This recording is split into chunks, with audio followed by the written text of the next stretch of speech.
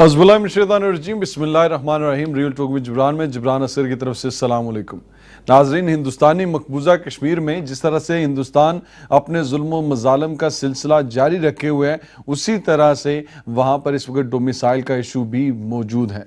हिंदुस्तान की तरफ से 5 अगस्त 2019 को होने वाले स्टेप के बाद और यूनियन टेरिटरी डिक्लेयर करने के बाद हिंदुस्तानी मकबूजा कश्मीर में जिस तरह से लोगों को आबादकारी की जा रही है, वो गैर मकामी लोगों को जॉब्स और हर जगह पर प्रायोरिटी दी जा रही है और कश्मीरियों का मुआशी भी कत्लेआम करने की कोशिश की जा रही है। वहाँ पर उसके साथ साथ वहाँ पर गैर मकामी लोगों को लाकर बसाने की एक साजिश शुरू हो चुकी है।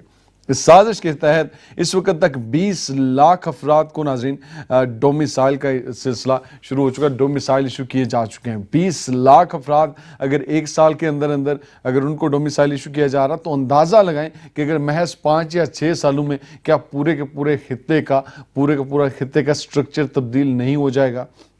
तहरीक आज़ादी कश्मीर की बात करें, यूनाइटेड नेशन की रेजोल्यूशंस की बात करें, चार्टर ऑफ यूनाइटेड नेशंस की बात करें, तो यकीनन हर जगह पर एक ही आवाज़ आती है कि राइट ऑफ सेल्फ डिटर्मिनेशन मिलना चाहिए वहाँ के लोगों को। लेकिन जब बाशिंदा रियासत डोमिसाइल वहाँ के गैर मकामी लोगों को दिया जाएगा, तो क्या हिंदुस्तान इसमें तवाज़न बिगाड़ने की कोशिश तो नहीं कर रहा? और अगर ये तवाज़न बिगाड़ने की कोशिश कर रहा है, तो उसको रोका कैसे जा सकता है? इस हवाले से हमारे साथ मौजूद हैं अरसलान असगर साहब। उनसे पूछते हैं, जी अरसलान असगर, क्या रिपोर्ट है इस वक्त मकबूजा कश्मीर में डोमिसाइल के हवाले से?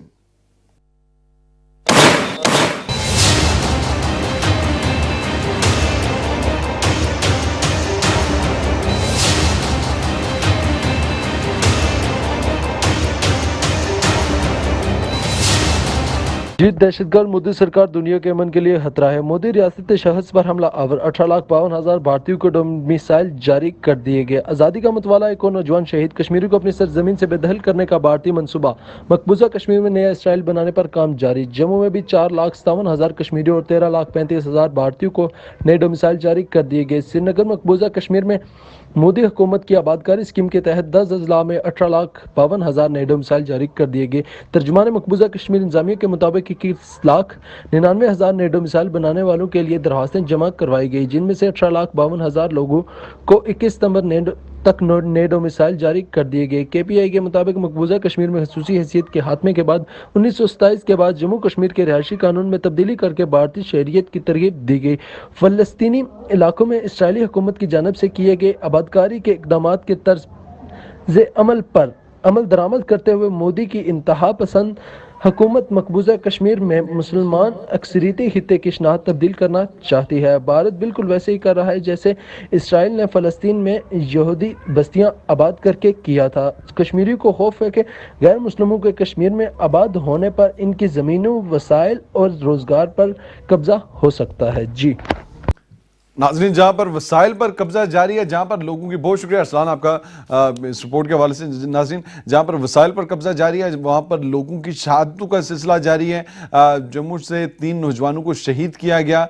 17 साल, 21 साल और 25 साल से कम उम्र और 17 साल के दरमियान 17 से 25 साल के दरमियान की उम्र के 3 नौजवानों को शहीद कर दिया गया हिंदुस्तान की आर्मी में, एक फेक इनकाउंटर करके। हिंदुस्तान की आर्मी में जिस तरह कल हमारे मकबूजा कश्मीर के एक भाई से बात हो रही थी, तो उन्होंने बताया था कि इस वक्त सिचुएशन ये है कि अगर हिंदुस्तान की आर्मी में आने के बाद अगर आपको प्रमोशन लेनी है, तो आपको इनकाउंटर्स करने पड़ेंगे, और इनकाउंटर्स करने के लिए आपके इसमें कोई बैद नहीं है कि आप अपनी तरफ से कोई असला डाल दें।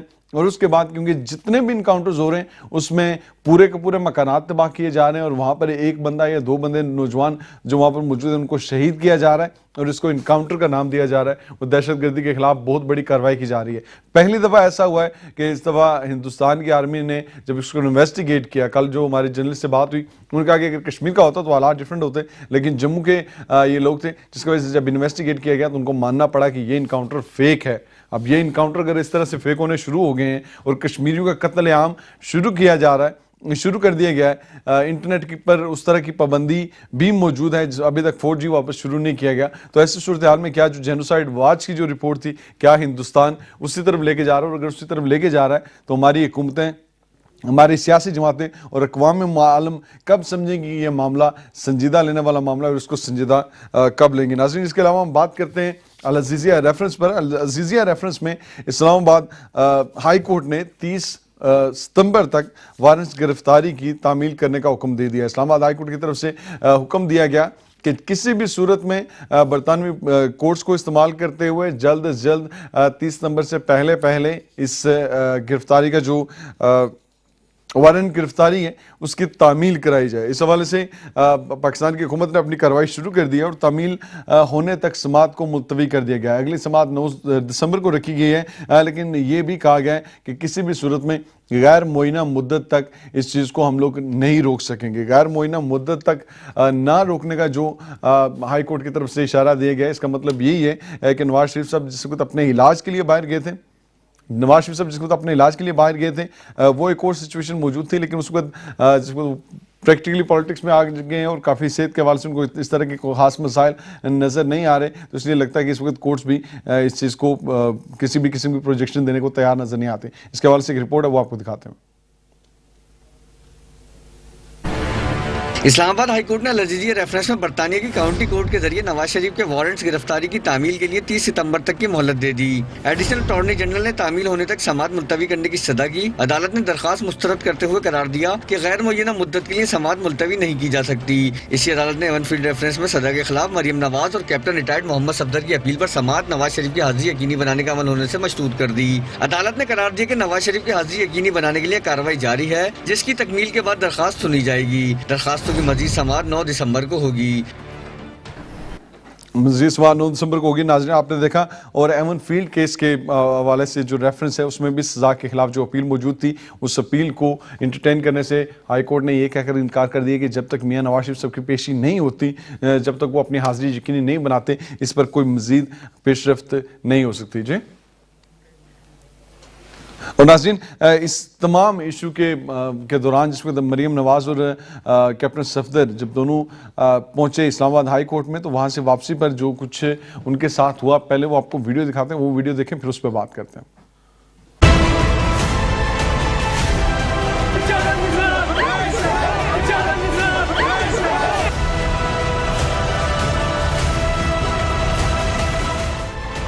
مریم نواز کی اسلام آباد ہائی کورٹ میں پیشی کے موقع پر شدید دھکم پیل دیکھنے میں آئی. کارکنوں کی بڑی تعداد نعرے لگا رہی تھی.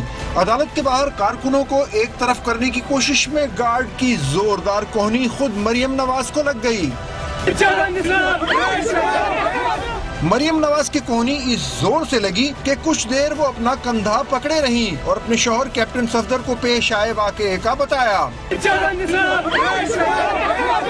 کیپٹن صفدر پریشانی کے عالم میں اپنی اہلیہ سے ان کی خیریت پوچھتے رہے اور کارکنوں پر برستے رہے. مریم، تیرے جان نثار بے شمار، اگر یہ حالت جان نثاروں کی ہے تو وفاداروں کی حالت کیا ہوگی؟ اگر یہ حالت وفاداروں کی ہے تو مفاد پرستوں کی حالت کیا ہوگی؟ اور اگر یہ حالت مفاد پرستوں کی ہے تو پھر اس میں سیاست کی کیا حالت ہوگی؟ ناظرین، ہم تمام لوگ ہمیشہ اس بات کی تربیت گھر سے حاصل کرتے ہیں کہ ہمیشہ ہمیں وہ صورت کو جو رسپیکٹ ہے، جو گیپ ہے، وہ وہاں پر موجود رہنا چاہیے. لیکن کہیں پر اگر ہمارے صحافتی نمائندے ہوں، وہ بھی اپنا یہ کریا کرم دکھاتے ہوئے کسی طرح سے جھجکتے نہیں ہیں. اگر ہمارے سیاستدان وہاں پر ہوں، ان کی بھی حرکتیں نظر آتی ہیں، اور فوٹو مافیا کا جو شوق ہے وہ بھی ان لوگوں کے سامنے نظر آتا ہے. مریم نواز جس وقت اپنے شوہر کیپٹن صفدر کے ساتھ کورٹ سے واپس آ رہے تھے، اس وقت ان کے گارڈ کے ہاتھوں کوہنی لگی اس شخص کو، جو شخص بہت ہی قریب حد تک پہنچ چکا تھا مریم صفدر کے. اب ایسی صورتحال میں جب حالت یہ ہے کہ پوری کی پوری قوم اپنے قائدین کو بہت زیادہ رسپیکٹ کرنے کو تیار ہیں، گاڑیاں چومنے کے لیے تیار ہیں، ان کے تصویریں لگا کر ان کی تصویروں کو چومنے کے لیے تیار ہوتے ہیں، لیکن کیا ان کو یہ احساس نہیں ہوتا کہ وہ ایک عورت ہیں؟ کیا ان کو احساس نہیں ہوتا کہ ایک عورت سے کتنے گیپ پر رہ کر آپ نے جو سوال کرنا تو سوال کرنا ہے، لیکن اگر ان کو پروٹیکشن بھی دینی ہے تو آپ کو کتنے گیپ پر رہنا چاہیے؟ یہ ایک معاشرے کی انفارچونیٹ عکاسی کرتی ہے کہ یہ اگر سوچ رہے گی اور یہ اگر رویے رہیں گے تو پھر ایسے معاشروں میں ایسے لیڈر کون سا ویژن لوگوں کے سامنے ایسے معاشرے کون سا ویژن لوگوں کے سامنے آئیں گے؟ ناظرین، اس ویڈیو سے ہمیں ایک بات ضرور سیکھنی چاہیے. ہاں، ہمیں اپنے لیڈران کے ساتھ بہت پیار ہے، ہاں ہم اپنے لیڈران کو اپنی شکل دکھانی ہماری بہت ضروری ہے، لیکن اس سے زیادہ ضروری ہوتی ہے اس لیڈر کی عزت کرنا اور اس کی عزت کا تحفظ کرنا. اور اگر یہ عزت کرنا ہے اور یہ اس عزت کا تحفظ کرنا ہے تو یقین جانیں فیس بک پر سوشل میڈیا پر آپ کی طرف سے جو پوسٹیں لگائی جاتی ہیں بہت بڑی بڑی، ان میں آپ کی تربیت وہاں پر بھی نظر آ جاتی ہے. اور جب اس طرح کے کارکن، اس طرح کے کرندے یا اس طرح کے صحافی اس طرح کا پریشر بناتے ہیں اور اس طرح کی حرکتیں کرتے ہیں تو وہاں پر بھی آپ کی حرکتیں نظر آ جاتی ہیں، آپ کی تربیت نظر آ جاتی ہے. جو کہ ان کو کونی لگی، بجائے اس کے کہ ان سے یہ پوچھا جاتا ہاں جی آپ کو کونی لگی، آپ کی صحت کیسی ہے، ان کے ہسبینڈ ان سے ان کی صحت کا پوچھ رہے ہیں، جو کہ یقیناً ایک پازیٹیو بات ہے، ان کی رسپانسبلٹی بھی ہے، لیکن صحافی پھر وہاں پر اپنا سوال پہ سوال داغی جا رہے ہیں. اب اگر یہی صورتحال ہے تو پھر یقیناً ہمیں سوچنا پڑے گا کہ سیاست آخر کس سمت میں جا رہی ہے اور ہمارے لیڈر کون سا ویژن دینے میں لوگوں کو کامیاب ہو رہے ہیں. اور اگر یہ بھی ناکامی ہے کہ یہاں پر بھی ہم ویژن نہیں دے سکے کہ ہم نے اپنی بہنوں کو، بیٹیوں کو، ماؤں کو، اپنی سیاست میں موجود لیڈران کو، جن کو لوگ اپنی بہنیں کہتے ہیں، مائیں کہتے ہیں، بیٹیاں کہتے ہیں، دختران مشرق کہا جاتا رہا، دختران جمہوریت کہا جاتا رہا اور پتہ نہیں کیا کچھ کہا جاتا رہا، ان کے ساتھ اگر یہ رویہ رکھنا اور یہ تربیت ہماری ہونی ہے تو اس تربیت پر یقیناً افسوس کا اظہار کیا جا سکتا ہے. ناظرین، اس کے بعد ہم چلیں گے شیخ رشید صاحب کے ایشو کے حوالے سے، لیکن اس سے پہلے میرے ساتھ موجود ہیں ہمارے سینئر تجزیہ نگار ہیں امداد حسین صاحب. ان سے پہلے جان لیتے ہیں. امداد حسین صاحب السلام علیکم. ناظرین، تھوڑی دیر بعد امداد حسین صاحب سے ہم دوبارہ رابطہ کرتے ہیں، اس کے بعد ان سے اس بات میں بات کریں گے. لیکن شیخ رشید صاحب نے صحافیوں سے گفتگو کی اور صحافیوں سے میڈیا سے گفتگو کرتے ہوئے انہوں نے کہا کہ یہ ملاقاتیں ایک ملاقات نہیں ہوئی، 2 ملاقاتیں ہوئی ہیں. ایک ملاقات 5.5 گھنٹے تک جاری رہی اور دوسری ملاقات 3.5 گھنٹے تک بھی موجود رہی. اب دونوں ملاقاتوں کی صورت میں وہاں پر جب بات کی گئی گلگت بلتستان کے ایشو پر، جو 16 تاریخ کو میٹنگ ہوئی، اس میٹنگ میں گلگت بلتستان کی بات کرنے کی بجائے بات کی گئی تو سیاسی معاملات پر بات کی گئی. کیا کیا کہا شیخ رشید نے، وہ سناتے ہیں آپ.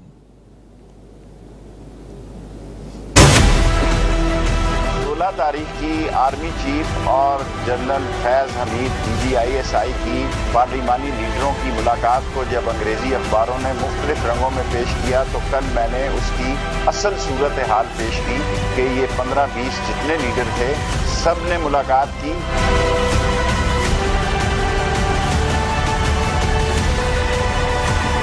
آج کیونکہ جو ہے وہ مریم صاحبہ نے وہاں پریس کانفرنس کر کے کہا ہے کہ یہ ملاقات نہیں ہوئی یا اس کی نواز شریف کو خبر نہیں تھی، تو میں واضح کرنا چاہتا ہوں 1 نہیں 2 ملاقاتیں ہوئی ہیں. اور اب جو ہے جو لوگ پریس کانفرنسیں کر رہے ہیں کہ یہ ملاقات جو ہے یہ گلگت بلتستان کے الیکشن کے اور صوبہ پرووینلی صوبہ بنانے کے بارے میں ہوئی،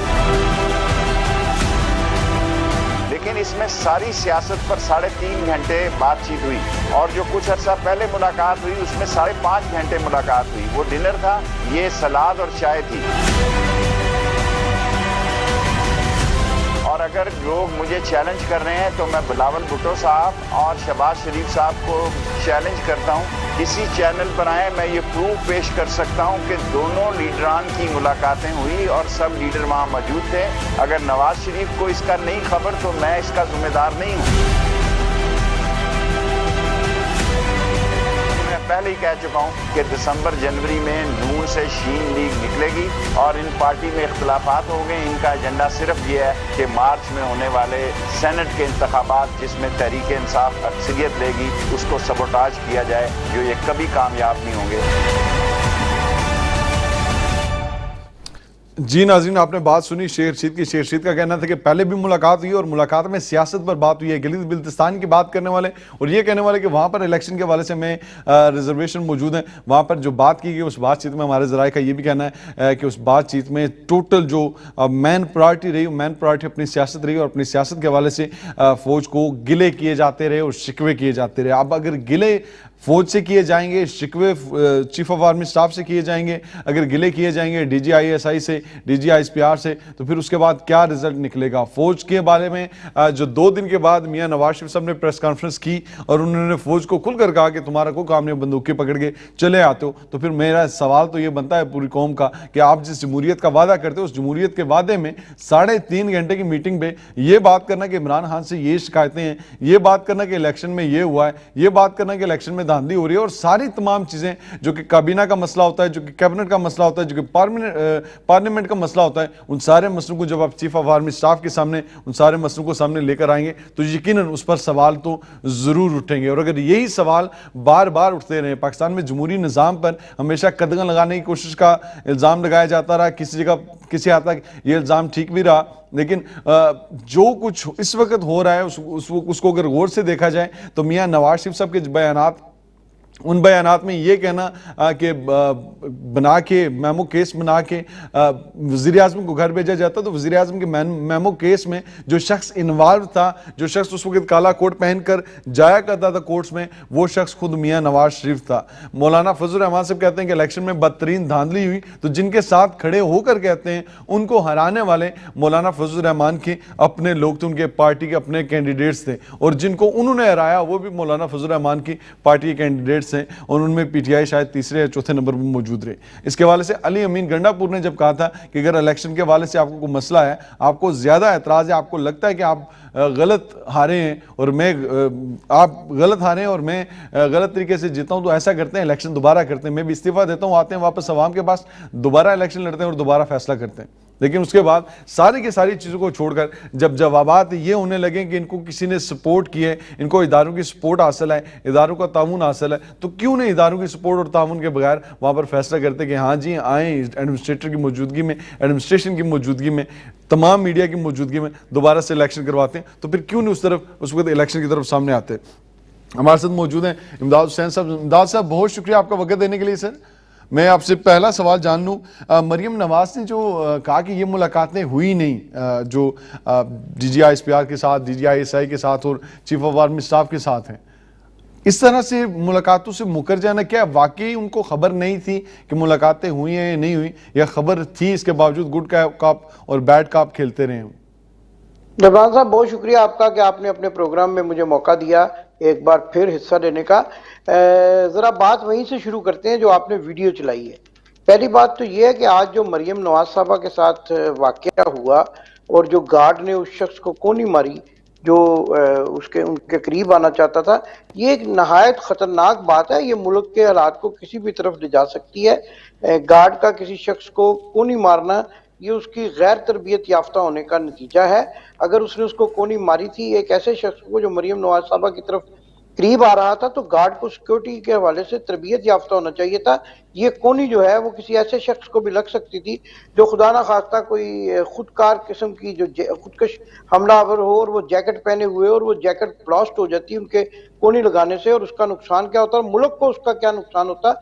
ये इस तरह के गैर तरबियत याफ्ता अफराद को अपने इर्द गिर्द रखना बहुत ही खतरनाक तौर पर है। ये जा रहा है कि जिसको कोनी लगी वो भी गार्ड का हिस्सा ही था, अभी कंफर्म नहीं हो सका उसका कि वो गार्ड था या देखिए ना, ये जैसा कि आप मोहतरमा बेनज़ीर के मामले में भी देख लीजिए कि एक शख्स शहनशाह जो है वो किस किस्म के इशारे कर रहा था और वो भी मोहतरमा का गार्ड था और लियाकत बाग के स्टेज पर मौजूद था, और उसके बाद ये वाकया हुआ।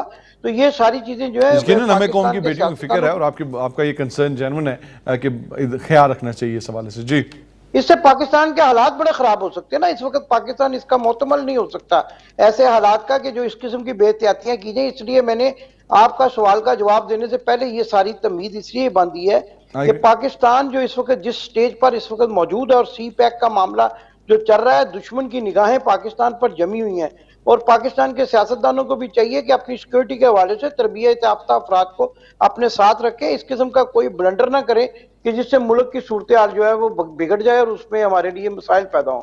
दूसरा जो आपने सवाल किया है वो बड़ा अहम सवाल है। सर, मैं अपने TV प्रोग्रामों में अक्सर ये कहता हूँ कि देखें, इस वक्त जो है ना वाज़े तौर पर दो बातें हुई हैं। पहली बात तो ये है कि मियां नवाज शरीफ का जो APC से खिताब है वो इस बात का इशारा करता है कि अब मुस्लिम लीग नून में वाज़े तौर पर दो ग्रुप पैदा हो चुके हैं। हम ये बात मुसलसल और तवातर के साथ कह रहे हैं कि मुस्लिम लीग शीन जो है वो बनने जा रही है। और आज मरियम नवाज साहबा का जो मीडिया स्टेटमेंट है, या तो एक बहुत बड़ा अवाम को बेवकूफ बनाने का ये सिलसिला है जो इन्होंने जारी किया हुआ है, तो या फिर जो है ये वाज़े तौर पर सामने आ गया है کہ مسلم لیگ نون میں دھڑے بندی ہو چکی ہے، اور ایسا اکثر ہو جاتا ہے، یہ کوئی نئی بات نہیں ہے، دنیا بھر نہیں، یہ کی سیاست میں دڑے بندی کی بات تو کافی عرصے سے کی جاتی رہی ہے. آج بھی جب شہباز شریف سے پریس کانفرنس کی اس میں انہوں نے کہا کہ میں میاں نواز شریف کے ساتھ ہوں اور انہی کی پالیسی کو لے کے ہم آگے چلیں گے. یہ دیکھیں جبران صاحب، یہ بڑی عجیب بات ہے. میاں شہباز شریف صاحب کئی سالوں سے جو ہیں وہ برقعے پہن کر اسٹیبلشمنٹ کے ساتھ ملاقاتیں کرتے اور فوجی جرنیلوں کو رات کے اندھیرے میں چودھری پھر میں نثار کی وہی میت کہہ رہا میں ہوں نا، ملتے پھر اس کا رہتی ہیں. مطلب ہے گڈ کاپ اور بیڈ کاپ ہوا نا. گڈ کاپ کھیلنے جی میں بھی یہی کہہ رہا ہوں، میں بالکل وہی بات کر رہا ہوں جو آپ کر رہے ہیں. یہ بات بالکل واضح ہو چکی ہے کہ شہباز شریف صاحب کا جو ہے وہ نظریہ اس وقت اور ہے، اور مریم نواز. اچھا ایک بات اور میں یہاں پر بڑی حیرت انگیز طور پر جو ہے عوام کو بیوقوف، عوام پاکستان کی عوام جو ہے جتنا یہ لوگ سمجھ رہے ہیں اتنی بیوقوف نہیں ہے. آج مریم صاحبہ نے ایک اور بڑی خوبصورت بات کہی ہے کہ جن لوگوں نے آرمی چیف سے ملاقات کی اور جس کا آج آئی ایس پی آر نے تصدیق کر دیا ہے، نام لے کر تصدیق کر دیا ہے، کیا گورنر سابقہ گورنر سندھ محمد زبیر جو ہیں وہ مسلم لیگ کا حصہ نہیں ہے؟ کیا یہ خواجہ آصف جو ہیں، شہباز شریف جو ہیں، شہباز شریف تو قائد مسلم لیگ ہیں، تو کیا وہ مسلم لیگ کا حصہ نہیں ہے؟ اور کیا سوال یہ بھی پیدا ہوتا ہے کہ مریم نواز کے پاس اتنے اختیارات ہیں کہ وہ اپنی پارٹی کے ان رہنماؤں کے خلاف کوئی انضباطی کارروائی کر اور سکیں، جس جمہوریت کی بات کی جا رہی ہے اس میں تو یہ کچھ ہونا چاہیے. نوٹس جاری کر سکیں کہ جنہوں نے آرمی چیف سے ملاقاتیں کی ہیں. اور مریم نواز صاحبہ کا یہ بیانیہ جن کو ہم عام طور پہ مریم صفدر صاحبہ کہتے ہیں اور وہ ہیں بھی مریم صفدر صاحبہ، اور ان کو یہ بھی مشورہ دیتا چلا جاؤں کہ ایسے غیر تربیت یافتہ افراد سیکورٹی پر معمور کرنے کی بجائے اپنے خامد کو ہی تکلیف دے لے. وہ ایک تربیت یافتہ فوجی ہیں، وہ آپ کی حفاظت بہتر طریقے سے سر وہ انجام دے محافظ کی سکتے ہیں. طرح بالکل اپنے ساتھ موجود رہے اور اللہ پاک ان دونوں کو حفظ و امان میں رکھے. میں ایک اور آپ کو ویڈیو دکھاتا چلوں. پیپلز پارٹی کے چیئرمین بلاول بھٹو زرداری نے اس حوالے سے کیا کہا، پہلے وہ آپ کو سنتے ہیں پھر آپ کو اس پہ بھی بات کرتے ہیں. آپ سے سب متحد ہیں، کوئی غیر ذمہ دارانہ باتیں نہ کرے. بلاول بھٹو ان کیمرہ اجلاس کی تفصیلات باہر لانے پر برہم ہو گئے. پریس کانفرنس میں شیخ رشید کے ساتھ کسی اجلاس میں نہ جانے کا اعلان کر دیا. میں سمجھتا ہوں کہ جو نیشنل سیکیورٹی کا پرسپیکٹو سے یہ میٹنگ بلایا گیا، اس قسم کے باتوں سے national security issues, foreign policy issues متنازع ہوتے ہیں. اور یہ جس کا بھی سپوکس پرسن ہے ان کو فوری اس کو کہنا چاہیے کہ چپ ہو جائے. بلاول بھٹو زرداری نے کہا کہ وزیر اعظم کے بغیر نیشنل سیکیورٹی بریفنگ نہیں ہونی چاہیے تھی. عمران خان قومی معاملات پر اتفاق رائے میں رکاوٹ ہیں، انہیں جانا ہوگا. ہر بار یہ وزیر اعظم ناکام رہا، اس میں اتنا اہلیت بھی نہیں تھا کہ اس قسم کے نیشنل سیکیورٹی ایشوز پہ جہاں ہمیشہ سے پاکستان کی تاریخ میں ہر پاکستانی ایک ہوتا ہے، اس نے ان موقعوں پہ بھی اپوزیشن پہ انگیج کرنے سے فیل ہو چکا ہے. چیئرمین پیپلز پارٹی نے الیکشن ریفارمز کے لیے گلگت بلتستان الیکشن کو ٹیسٹ کیس اور شفاف الیکشن کی طرف پہلا قدم قرار دے دیا. قومی سلامتی کے معاملے پر جی امداد صاحب آپ سن رہے تھے بلاول صاحب کی باتیں. عمران صاحب بڑے ہی میں جس کو پنجابی میں کہتا ہوں کہ صدقے جاؤں اس قیادت کے جو پاکستان پیپلز پارٹی میں اگر سوال ایک ساتھ ایڈ کر لوں اس میں، اگر مجھے سوال تھوڑا سا ایڈ کر دیں ساتھ، بالکل آپ کو صدقے جانے کا پورا حق حاصل ہے. عمران خان قومی سلامتی کے جو بھی معاملات ہوتے ہیں ان معاملات میں نظر نہیں آتے کسی جگہ پہ. پچھلی دفعہ بھی معاملہ ہوا، اس کو بھی عمران خان صاحب کشمیر ایشو پہ اس کو بھی وہ پارلیمنٹ سے غائب رہے، پارلیمنٹ کے قائدین سے، پارلیمنٹ کے جماعتوں سے وہ لوگ بات کرنے میں عمران خان صاحب وہاں پر موجود نہیں رہے. اس وقت بھی وہاں پر موجود نہیں ہے. تو کیا عمران خان وہ خود وہ سپیس نہیں کریٹ کر رہے جس میں اپوزیشن ڈائریکٹلی بات کر رہی ہے چیف آف آرمی سٹاف کے ساتھ؟ دیکھیں جبران صاحب، یہ بالکل یہ میں آپ کی اس بات سے بالکل اتفاق نہیں کروں گا. دیکھیں یہ ایک ایسا کوئی قومی سلامتی کا یا نیشنل ڈیفنس کونسل کا اجلاس نہیں تھا جس کے وزیر اعظم کا موجود ہونا بہت ضروری تھا. یہ اپوزیشن کی ایک ملاقات تھی ان اداروں کے ساتھ جو قومی سلامتی کے ذمہ دار ہیں، اور اس میں جن لوگوں کو دعوت دی گئی تھی وہ لوگ شامل تھے. ان کے ساتھ ملاقات جو تھی وہ قومی سلامتی کے اداروں کے کہنے پر ہی تھی. اب جو قومی سلامتی کے اداروں کے کہنے پر ملاقات ہو رہی ہے، گلگت بلتستان کو پروویژنل کنسٹیٹیوشنل سیٹ اپ دینے کی بات ہو رہی ہے، پروویژنل پروونس بنانے کی بات ہو رہی ہے، تو اس میں کیا وزیر اعظم کو نہیں انوائٹ کیا گیا ہوگا پھر؟ नहीं सर, देखिए वजीर आजम का अपना एक हैसियत है। वजीर आजम अपनी हैसियत में जो इन अदारों के साथ मुलाकातें करते हैं, सारे मामला उनके नॉलेज में है। लेकिन ये पॉलिटिकल मामला था ना। देखिए पाकिस्तान के सुप्रीम कमांडर हैं, जमहूरी तौर पर मुंतखब वजीर आजम है, वो ओपोजिशन की मुलाकातों में उनका जाना कोई मायने नहीं रखता। वो उनको सारे मामलात की खबर है और उसकी सारी उनको पता है कि क्या मुलाकात में क्या मैं माज़रत के साथ आपसे मैं थोड़ा सा एक जमहूरी सवाल कर लूं, जब ये काम होगा कि वहां पर वजीर आजम मौजूद नहीं होंगे तो फिर साफ ज़रा अपोजिशन ने आगे तो वजीर आजम की शिकायतें लगानी है, या क्या आपके ख्याल में अगर इसको दूसरा सेंस देखा जाए तो शायद ये कहा जाए कि वजीर आजम की शिकायतें लगाने के लिए मौका दिया गया अपोजिशन को, आज शिकायतें लगा लें? तो आप कह रहे हैं कि ये देखें, एक तरफ तो आप कह रहे हैं कि ये एक ऐसी मीटिंग थी जिसमें कौमी सलामती के मूड जेर बहस आए, तो उसमें शिकायतें लगाना या शिकवे करना तो मेरे ख्याल में वैसे ही गैर मुनासिब था। बात जिस चीज की होने जा रही थी और जिस चीज के लिए मुलाकात की जा रही थी उसी मौजू पर बात करनी चाहिए थी। हाँ, असल में मैं जो आपको कहना चाह रहा हूँ, अगर आप मेरी बात थोड़ी देर के लिए तहम्मुल से सुन ले तो मैं आपको ये कहना चाह रहा हूँ, बात वही रहती ना। मैं काउंटर देखिए आपके पास प्रोग्राम का टाइम कम है, मैं अपनी बात मुकम्मल करना चाहता हूँ। जी प्लीज आप कर लें मुकम्मल। हाँ जी, देखें कि ये मैं कहना चाह रहा हूँ कि असल में जो ये खेल खेला जा रहा था ना, ये जो एपीसी का खेल है, बिलावल भुट्टो जरदारी और उनके वालिद साहब जो कार्ड खेलना चाह रहे थे, असल में बाउंस बैक हो गया उनके मुंह पे।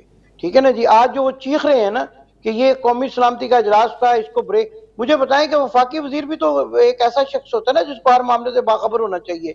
अगर उसने ये बात कह दी है और आज ISPR ने खुद कह दिया है कि ये लोग जो है उनसे मुलाकातें करते हैं और उन मुलाकातों में क्या मामला डिस्कस करते हैं, तो आप सबको ये सामने वाज़ेह तौर पर सामने आ जाना चाहिए कि मोहम्मद जुबैर साहब क्या मुतालबात लेकर गए थे, क्या उनकी ख्वाहिशात थी जिन ख्वाहिशात पर अमल नहीं हो सका, और उस ख्वाहिशात के अमल ना होने पर मियां नवाज शरीफ ने एक ऐसी मुल्क दुश्मन तकरीर कर दी कि जिसमें पाक फौज को तनकीद और हदफ बनाया गया, और खास तौर पे उनकी इस तकरीर पे पाकिस्तान से बाहर जो हमारे दुश्मन ममालिक हैं वहां शादियाने बजाए गए, खुशी के नगमे गाए गए और वो इसको मीडिया हाइप बना दिया गया।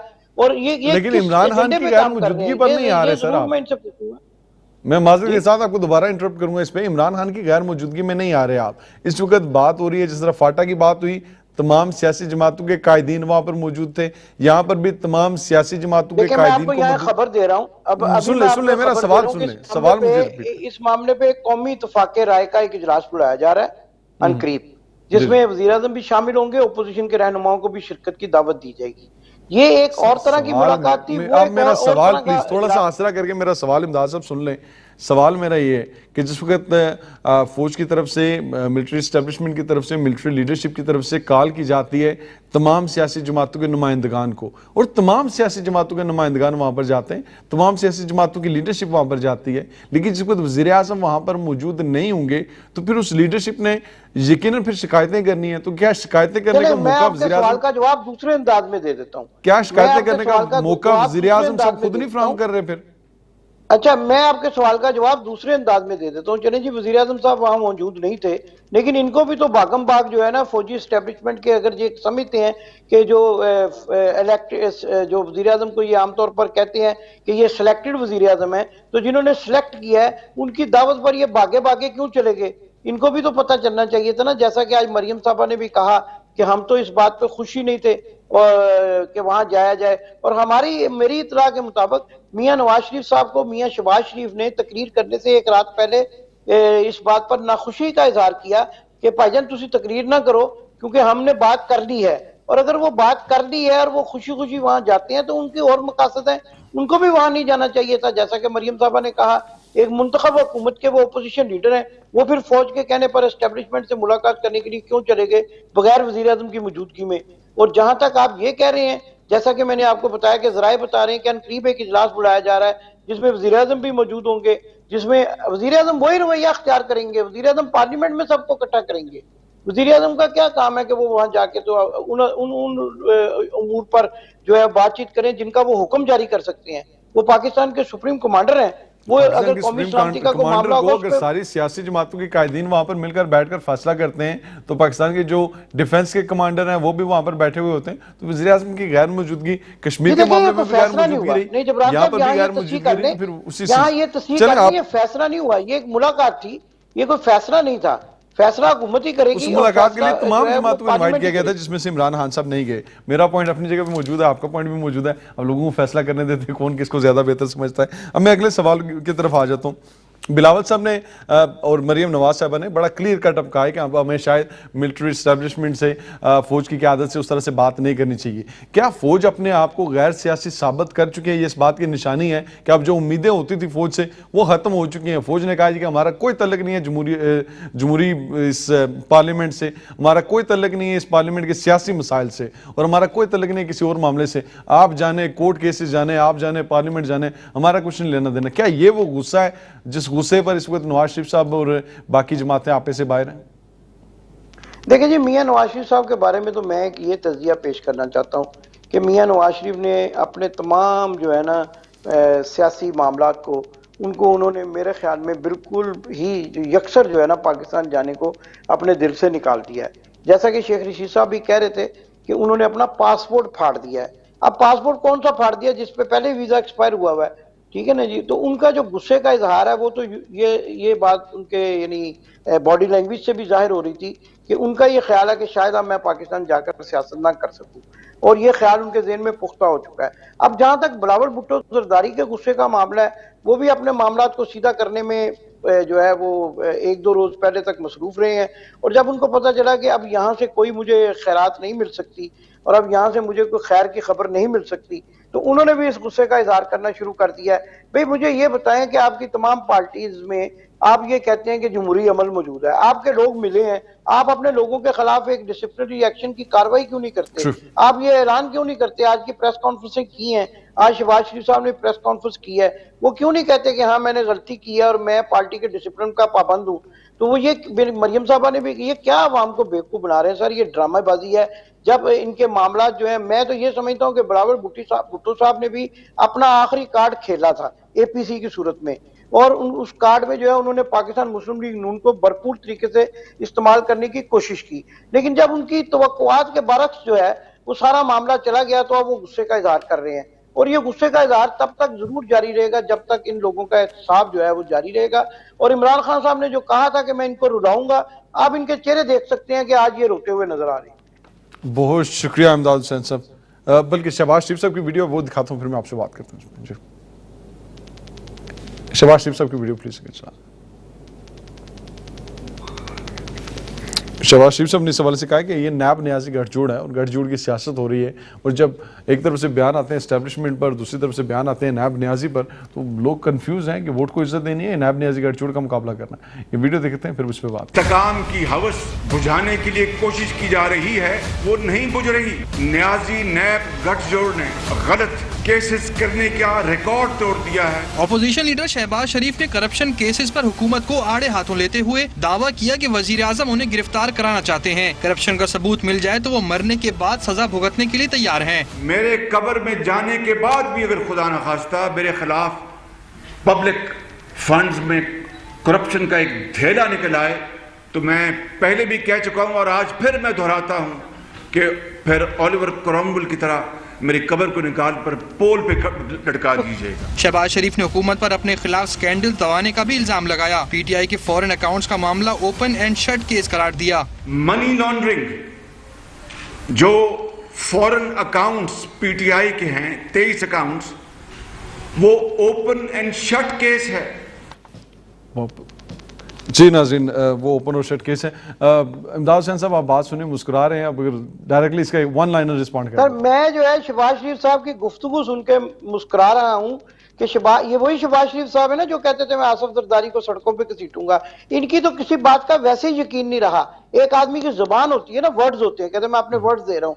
इन्होंने जो पहले बातें की हैं आज तक उनका ये, अब कह रहे मेरी कब्र को निकाल के, ओ मेरे भाईजान जबरान साहब, कौन सी कब्र को निकालेंगे, कहां से निकालेंगे? अब इनको अल्लाह ताला ने सजा देनी। दूसरी अहम बात है जो मैं आपको बता रहा हूं, शहबाज शरीफ गिरफ्तार होने जा रहे हैं, इसी हफ्ते गिरफ्तार होने जा रहे हैं। ये हफ्ता शायद आपका आज आखिरी प्रोग्राम है इस हफ्ते का। अगले हफ्ते जब आप प्रोग्राम करेंगे मियां शहबाज शरीफ साहब गिरफ्तार हो चुके होंगे। और ये मैं जैसा कि पहले भी काश इस मुल्क में गिरफ्तारियों के साथ साथ इंसाफ भी होता, लोगों को सजा भी मिलती। बहुत शुक्रिया इमदाद हुसैन साहब, माजरत के साथ हमारे पास वक्त की इंतहाई किल्लत है, बहुत शुक्रिया सर आपको वक्त देने के लिए। नाज़रीन, काश इस मुल्क में इंसाफ भी होता और काश इस मुल्क में गिरफ्तारियों से ज़्यादा भी होता। काश 6-6 महीने 4-4 महीने 1-1 साल सा रख के ये काम ना होता। नाज़रीन, अब बात करेंगे हम आज़ाद कश्मीर में होने वाले रेप केस पे। किस तरह से 9-10 साल की बच्ची को दरिंदों ने ریپ کا نشانہ بنا ڈالا اور اس ریپ کا نشانہ بنانے کے بعد کس طرح سے اس درندگی کے اس معاشرے میں بیٹھے ہوئے کچھ لوگوں نے وہاں پر جرگہ کیا اور جرگے میں اس بات کو ختم کرنے کی کوشش کی. پہلے وہ رپورٹ دیکھتے ہیں. ارسلان صاحب کی ہماری رپورٹ ہے اس پہ, تو دیکھتے ہیں کیا اس رپورٹ میں.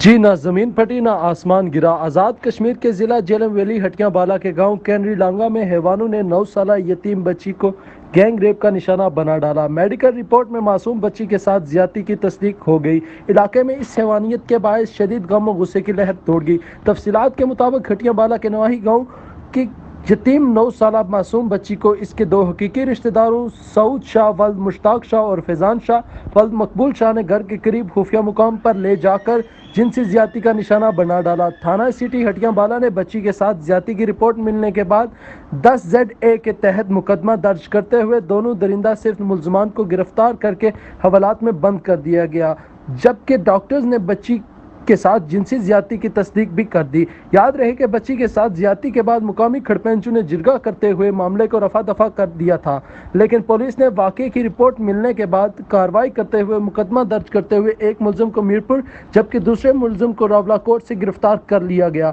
عوامی حلقوں نے اس واقعے پر شدید غم و غصے کا اظہار کرتے ہوئے جرگہ داروں کے خلاف بھی مقدمہ درج کر کے انہیں گرفتار کرنے کا مطالبہ کیا. عوامی حلقوں کا کہنا ہے کہ کسی کو یہ حق حاصل نہیں کہ وہ معصوم بچی کے ساتھ ہونے والی زیادتی کا جرگہ کر کے معاملہ رفع دفع کر دے. جرگہ داروں اور گینگ ریپ میں ملوث ملزمانوں کے خلاف دہشت گردی کا بھی مقدمہ درج کرتے ہوئے انہیں عبرتناک سزائیں دلوائی جائیں. یاد رہے کہ معصوم بچی کا والد فوت ہو چکا جبکہ اس کی والدہ ذہنی معذور ہے. جی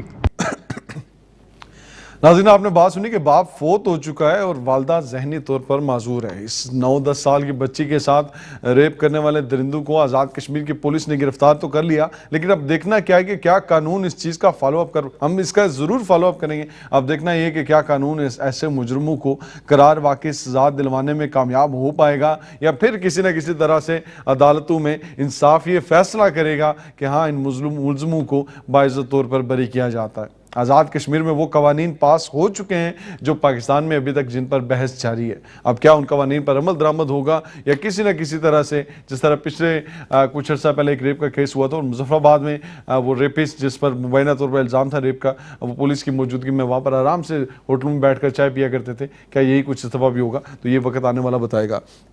ناظرین, آج ہم نے آپ کو کچھ دن پہلے وہ بچے کی ویڈیو دکھائی تھی جس میں وہ بچہ سندھ کے گندے پانی میں اپنے مرغے کے مرنے پر آہو بکا کر رہا تھا. اب اس کی ایک رپورٹ دکھاتے ہیں, اس کے حوالے سے رپورٹ موجود ہے کہ اس بچے کے ساتھ کس طرح سے لوگوں نے اس کو سپورٹ کیا. وہ رپورٹ دکھاتے ہیں پھر اس پہ بات کرتے ہیں. جی سانگڑا کے علاقے کھپروں میں سیلاب کے دوران اپنے مرغے کی ہلاکت پر بلاول بھٹو زرداری سے مدد کا مطالبہ کرنے والے ننھے احمد مری کو اب تک 12 مرغے تحفے میں ملے جا چکے ہیں. احمد مری کی گزشتہ دنوں ایک ویڈیو وائرل ہوئی جس میں وہ روتے ہوئے اپنے مرغے کی ہلاکت پر احتجاج کرتے اور سیلابی پانی کی طرف اشارہ کرتے ہوئے پرانا پاکستان واپس کرنے کا مطالبہ کرتے دکھائی دیے. ننھے احمد مری کو اب تک مختلف تنظیموں اور لوگوں کی جانب سے 12 مرغے تحفے میں دیے جا چکے ہیں. گزشتہ روز JUI کے ایک وفد نے بھی بچے سے ملاقات کی اور رہنما راشد محمود سمرو کی جانب سے 3 مرغے 1 مچھردانی اور راشن بچے کے حوالے کیا گیا. اس سے قبل پاک فوج کی جانب سے بھی بچوں کے خیمہ اور راشن فراہم کیا گیا. اتنے تحائف اور مرغے ملنے کے بعد 7 سالہ احمد مری خوشی سے نہال ہے. تاہم اس کے گاؤں سے پانی ابھی تک نہ نکالا جا سکا, لیکن اسے امید ہے کہ جلد ہی یہ مسئلہ بھی حل ہو جائے گا. جی ناظرین, آپ نے اس حوالے سے رپورٹ دیکھی, لیکن اس بچے کی ایک بات یاد رکھیں. ہم ہمیشہ یہ کہتے ہیں کہ جب تم آوازیں اٹھاؤ گے تو تمہارے مسئلے حل ہوں گے. جو قوم آواز نہیں اٹھاتی اس کو جنازے اٹھانے پڑ جاتے ہیں. اس نے ایک مرغے کی شاید میت اٹھائی, مرغے کی لاش اٹھائی, لیکن ضمیر کا مرا ہوا نہیں تھا. اس نے اس ضمیر کی آواز بنی اور آواز اس کی سوشل میڈیا کے ذریعے ہر جگہ پر پہنچی اور آج وہ اپنا حق لینے میں کامیاب ہو گیا. اور یہی بچہ اگر اسی سوچ کے ساتھ اگر کھڑا ہو گیا تو یقین جانے یہ اپنے ایریے میں سے وہ گندا پانی بھی نکلوا لے گا, یہ اپنے ایریے کو صاف بھی کروا لے گا اور اپنے ایریے میں پانی بھی لے کر آ جائے گا. اور تمام حکومتی ادارے کی بات ہوں یا NGOs کی بات ہوں یا لوگوں کی بات ہو تو وہ لوگ اس کو سپورٹ کرنے کے لیے سامنے آئے. لیکن شرط یہ ہے کہ اپنے حق کے لیے, اپنے حقوق کے لیے آواز اٹھانا سیکھیں. ہمیں سیکھنا چاہیے اس بچے سے جو نہ تو جیالہ بنا، نہ پٹواری بنا اور نہ ہی یوتھیا بن سکا، لیکن ہاں اس نے وہ کام کیا جو ایک کسی بھی انسان کو کرنا چاہیے جب اپنا حق لینے کی باری ہو۔ تو ناظرین اس میسج کے ساتھ اجازت چاہیں گے آپ سے، انشاءاللہ آپ سے پھر ملاقات ہوگی ہر منڈے، ٹیوزڈے اور وینسڈے رات کو 8 سے لے کے 9 بجے تک۔ السلام علیکم۔